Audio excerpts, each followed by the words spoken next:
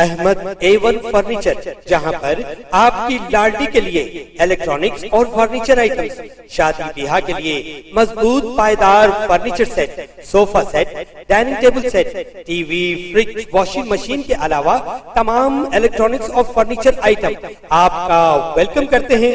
Ahmad A1 furniture और Ahmed electronics, opposite Shadan hotel, Ballaguda road, Hashimabad, Hyderabad.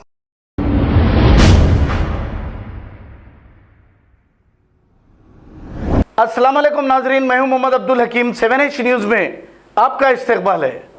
GHMC की जानिब से खदीम मकानात व दुकानात को तलाश करते हुए मुनहदिम करने की कार्रवाई का सिलसिला हुनूस जारी है।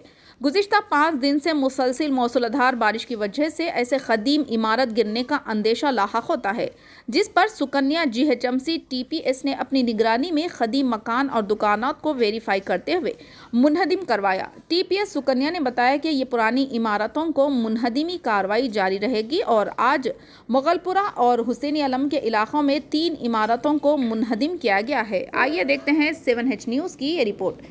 चैनल को लाइक करें, शेयर करें और सब्सक्राइब करना ना भूलें।